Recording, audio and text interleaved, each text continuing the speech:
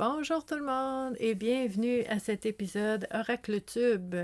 Donc, si vous êtes ici sur la communauté Vivre à coup de cœur, c'est parce que vous appréciez tout ce qui touche au bien-être et à la santé mentale, le cheminement personnel. Donc, moi, mon nom, c'est Stéphanie et puis je suis intervenante psychosociale depuis 28 ans maintenant. J'accompagne les gens dans leur cheminement personnel et tous les vendredis, depuis 5 ans, on fait des épisodes BookTube et en alternance avec des épisodes OracleTube depuis 2-3 ans maintenant. Donc, je vous partage différents outils, différents jeux de cartes Oracle qui peuvent nous aider dans notre cheminement personnel pour apprendre à se connaître, pour voir plus clair, pour faire des prises de conscience dans notre vie qui ont le potentiel de changer les choses parce que quand on fait des nouvelles prises de conscience, on peut changer notre façon de voir ce qui arrive. On peut changer aussi nos choix, nos décisions pour aller vers d'autres choses parce que notre perception des choses a changé.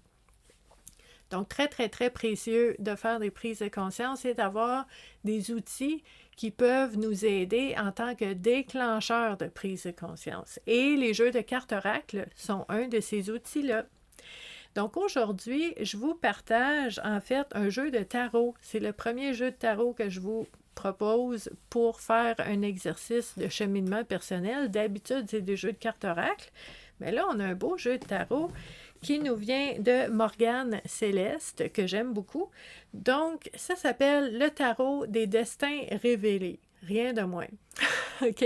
Puis là, si vous êtes ici sur la communauté Vivre à coup de cœur depuis un bout de temps, vous savez que l'auteur nous partage, par exemple, sa vision des choses, va nous partager sa méthodologie. Donc, voici comment on utilise les cartes, puis on va explorer ça ensemble.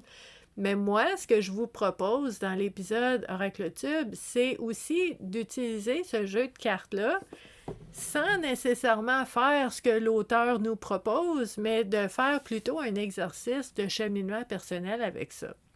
Donc, je vous montre comment on fait ça avec tous les différents jeux de cartes aussi. Donc, ce qu'il faut savoir, on aime beaucoup parce qu'on a des exemples des cartes en arrière. Donc, quand le livre, quand le boîtier il est tout emballé puis qu'on ne peut pas l'ouvrir au magasin, bien là, au moins, on a des exemples de ce qu'il y a dedans. Puis on peut voir si ça nous interpelle, si ça nous parle ou pas au niveau des images, au niveau des thématiques. Donc ici, on nous dit « Découvrez les mystères de votre destin avec simplicité ». OK. Donc, plongez dans l'univers accessible du tarot des destins révélés, un tarot simplifié conçu pour tous, que vous soyez débutant ou expérimenté. Chaque carte est dotée de mots-clés clairs, à la fois pour les significations à l'endroit et à l'envers, vous offrant ainsi une interprétation instantanée et intuitive à chaque tirage. On aime ça. Donc, dans ce boîtier-là, on a un livret.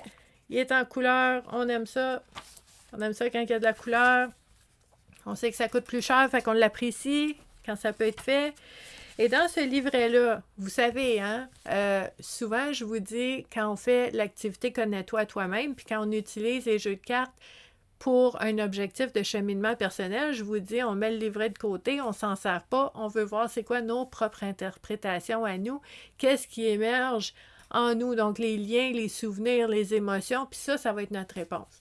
Sauf que ce livret-là, ce que j'aime, c'est que l'auteur va nous proposer différentes façons de tirer les cartes. Ça, j'aime ça. C'est vraiment intéressant. Donc, comment on utilise le tarot? On a la préparation, le mélange des cartes, le tirage des cartes, l'interprétation, réflexion et intégration. Fait qu'elle nous explique un petit peu comment faire. Ensuite de ça, il y a les différents tirages. Donc, on a tirage à une seule carte. Donc, le but, obtenir une réponse rapide ou une guidance immédiate. On peut faire un tirage à 3 cartes. Donc, représente le passé, le présent et le futur. Moi, j'aime bien faire des 3 cartes où est-ce que ça peut être l'aspect physique, mental, émotionnel ou, je sais pas, spirituel, relationnel et professionnel. On va aller chercher 3 éléments. 3. Ça peut être avant, pendant, après. Bon, il y a plein de façons de l'utiliser, mais ici, on a passé, présent, futur. On a aussi le tirage en croix celtique qui est mon préféré personnel, que j'aime beaucoup. J'aime beaucoup ce tirage-là. Donc, on sort en fait 10 cartes. La première carte, c'est la situation actuelle. La deuxième carte, c'est le défi ou l'obstacle. La troisième carte, la conscience, donc ce que je sais par rapport à cette situation-là. La carte numéro 4, c'est l'inconscience, donc ce que je ne sais pas qui est en jeu avec cette situation-là, très précieux. La cinquième carte, c'est le passé récent. La sixième carte, c'est le futur proche. La septième carte, notre attitude ou notre position dans cette situation-là. La carte numéro 9, l'environnement ou l'influence de l'extérieur. La carte numéro 9, nos espoirs et nos peurs. Et la carte numéro 10, le résultat possible. Moi, j'aime beaucoup ce tirage-là. Donc, le tirage en croix celtique qui ressemble à ça ici, c'est un que je fais quand même régulièrement parce que je trouve qu'il y a beaucoup d'infos. On a le tirage en fer à cheval ici. Donc, la première carte, le passé, la deuxième, le présent, la troisième, le futur, la quatrième, la meilleure approche, la cinquième, les influences extérieures, la sixième, les obstacles qui sont là, et la septième, le résultat possible. On aime ça. On a le tirage de la roue de l'année. Donc, on a nos 12 mois de l'année, à quoi je m'attends à chaque mois. Un autre qui est vraiment le fun, celui-là. Le tirage de la relation. Donc, on a première carte, vous dans la relation. Deuxième carte, l'autre personne dans la relation. Troisième carte, la connexion mentale. Quatrième carte, la connexion émotionnelle. Cinquième carte, la connexion spirituelle. Sixième carte, le potentiel futur de cette relation-là. Il y a des gens qui vont vraiment aimer ça à ce niveau-là. On a le tirage des 7 chakras. Tu sais, il y en a des tirages, là. Fait que, dans le fond, là, quand vous avez un jeu de cartes comme ça, un beau gros boîtier, avec un mini livret rempli de différents tirages de cartes que vous pouvez essayer, c'est super le fun. Moi, vraiment, je trouve très, très le fun, ce jeu-là. Très instructif, on peut essayer des choses, on peut voir ce qu'on aime, ce qu'on n'aime pas. On pourrait changer des choses aussi, tu sais, je pense justement à ce qu'on vient de lire là, pour le tirage relationnel. Là. Si, mettons, tu veux rajouter une carte, tu sais, tu as la connexion mentale, émotionnelle, spirituelle, si tu voudrais rajouter 2 cartes, puis mettre la connexion sexuelle peut-être, puis tu voudrais rajouter la connexion physique ou je sais pas, un autre, là, tu sais, quelque chose qui est important pour toi, ben tu peux t'inspirer de ceci, puis ajouter au niveau de l'intention des informations que tu veux aller explorer. Parce que, comme je dis souvent, quand tu achètes ton jeu de cartes, puis il est chez toi, t'en fais ce que tu veux. Ce sont des propositions dans le livre. OK? Donc, on nous disait sur ce jeu-là que sur chacune des cartes, il y a la signification de la carte à l'endroit et la signification si tu tires la carte à l'envers. Qu'est-ce que ça veut dire? Hein? Fait que si vous n'êtes pas habitué avec le tarot, puis vous dites « Ah, c'est compliqué, moi je sais pas, là, avec des bâtons, puis des deniers, puis des épées, je sais pas ce que ça veut dire. » C'est le jeu parfait. Ça te dit, là, à l'endroit, à l'envers. OK? Ça, c'est vraiment le fun. Puis, en fait, ce qu'on peut faire, c'est que, oui, on peut faire comme le jeu nous propose dans le livret. Hein? Vous avez vu dans les différents tirages de cartes qu'on propose dans ce livret-là, ce sont des tirages de cartes divinatoires. On veut savoir le résultat probable, possible, à l'avenir. On veut savoir dans le présent qu'est-ce qui joue. On veut savoir qu'est-ce qui s'en vient à l'avenir. C'est de la divination. Puis c'est correct. Moi, ce que je vous propose dans un cheminement personnel, c'est pas tant de savoir qu'est-ce qui s'en vient à l'avenir, mais c'est de savoir qu'est-ce que je porte en moi qui influence la situation en ce moment. Puis comment moi, je pourrais voir les choses autrement pour vivre cette situation-là autrement. Maintenant, là. Fait que c'est... Oui, on peut faire de la divination avec les cartes, mais on peut aussi l'utiliser comme outil de connaissance de soi pour voir plus clair, pour prendre du recul. C'est vraiment très, très utile. Donc, vous voyez, je vous ai montré une carte. Là, on a, par exemple, le 7 de Pentacle. Les images sont super belles, à l'endroit, à l'envers. Qu'est-ce que ça veut dire? Je vous en montre quelques-unes. Le roi de coupe, à l'endroit, à l'envers. Qu'est-ce que ça veut dire? Donc, ils sont toutes là. Puis, sont vraiment belles, les cartes. Sont super belles. Elles sont très colorées, toujours à l'endroit, à l'envers. Donc, on a toutes nos cartes. Et on a aussi, moi je les aime beaucoup, on a nos arcanes majeurs ici. Donc, la roue de la fortune à l'endroit, la roue de la fortune à l'envers. Qu'est-ce que ça veut dire? On a notre ami ici.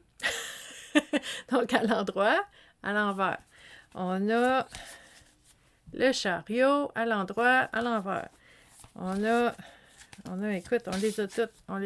On a l'étoile à l'endroit, à l'envers. Le magicien. Donc, vous voyez, ils sont toutes là, les cartes. Oh, qu'elle est belle, la tempérance. Donc, moi, ce que je fais, puis là, vous faites comme vous voulez, mais moi, ce que je fais quand j'ai un jeu de tarot, j'en ai pas une tonne de jeux de tarot parce que j'aime mieux les oracles. C'est personnel. Je trouve que les oracles sont plus précis, à mon sens à moi, vont chercher plus précisément des informations très ciblées sur les sujets qu'on veut aller explorer. J'ai quelques jeux de cartes oracles, je pense que j'en ai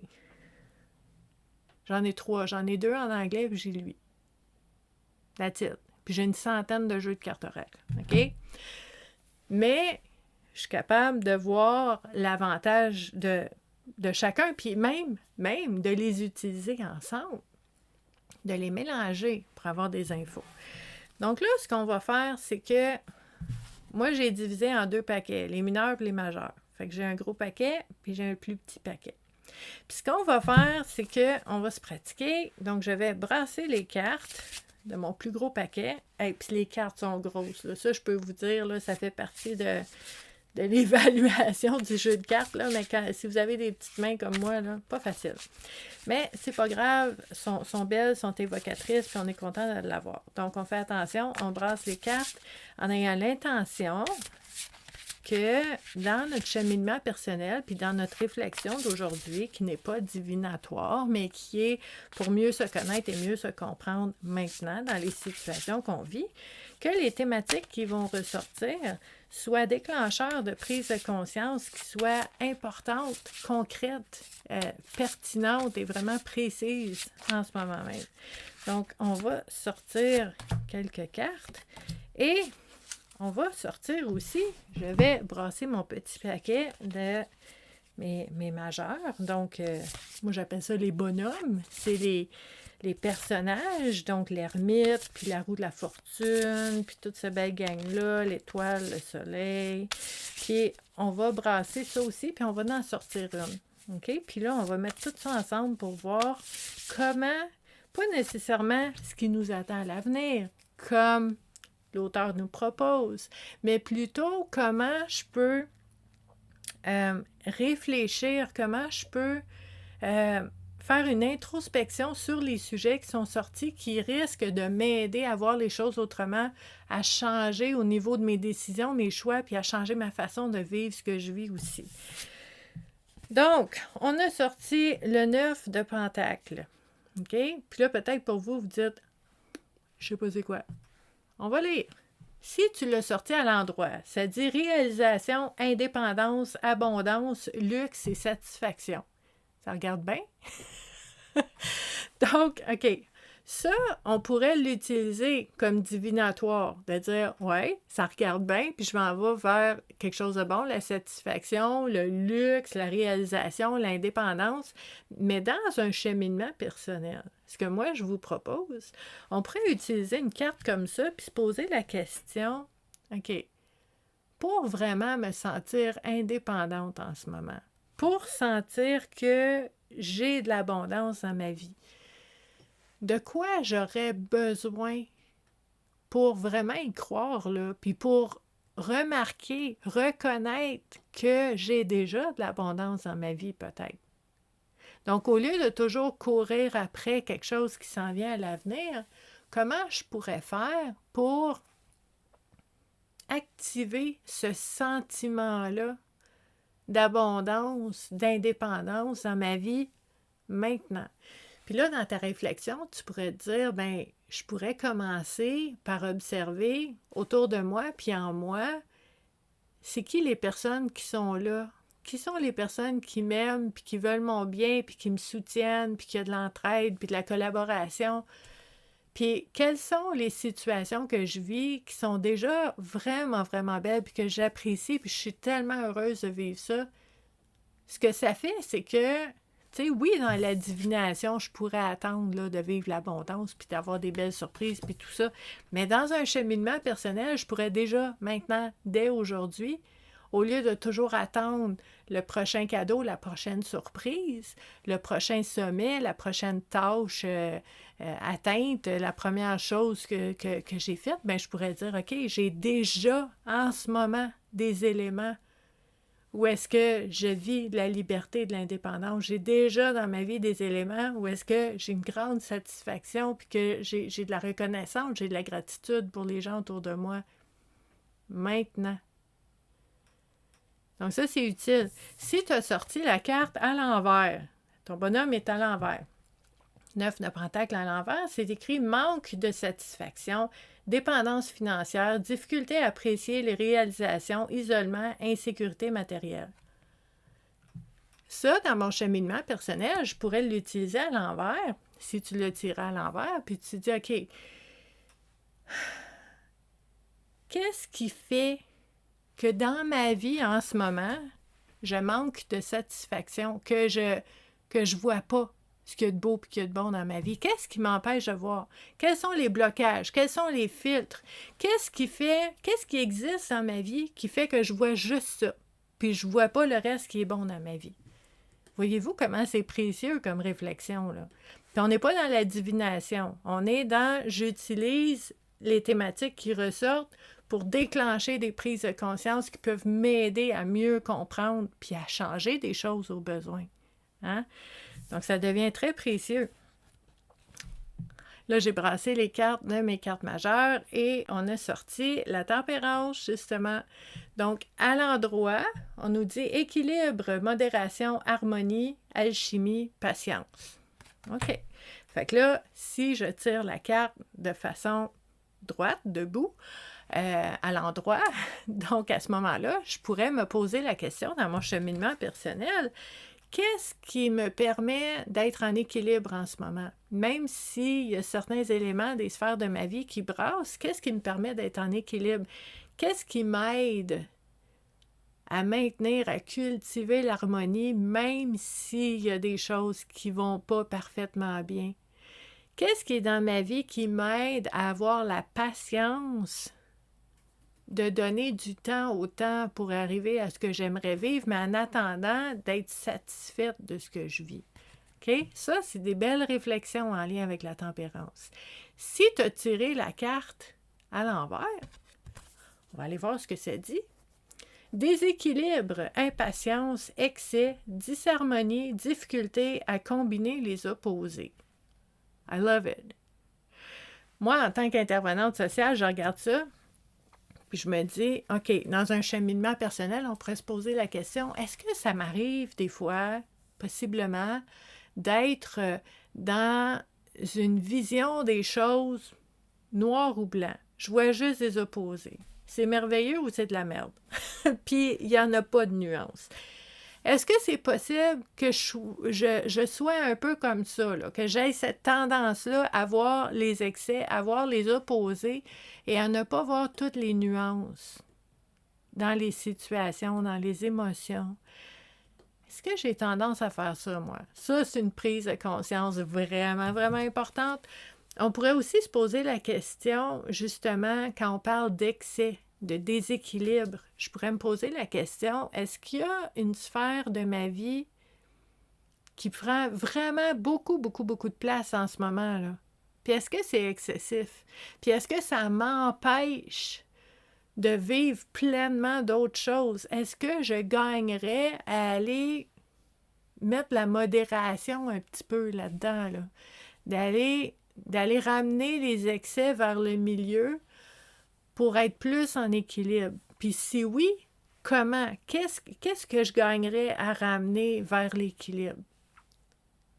C'est pour ça que quand je vous dis on peut utiliser les jeux de cartes, que ce soit oracle ou tarot, pour faire un exercice là, de par rapport à l'avenir, avec une croix celtique ou quoi que ce soit, pour voir la divination. Mais on peut aussi, puis c'est ça l'objectif des oracles tubes, puis l'objectif aussi de l'activité Connais-toi toi-même qu'on fait ensemble tous les dimanches depuis 7 ans maintenant sans relâche, c'est de se pratiquer à utiliser des jeux de cartes comme celui-là dans un objectif de cheminement personnel.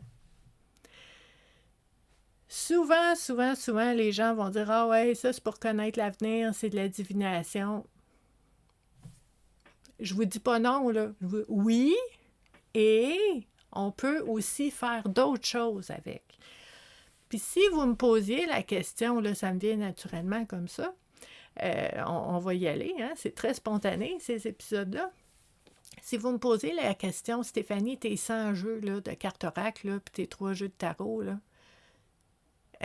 comment tu les utilises? Est-ce que tu les utilises toujours dans l'objectif d'un cheminement personnel, comme tu nous le montres là, à toutes les semaines, comme ça?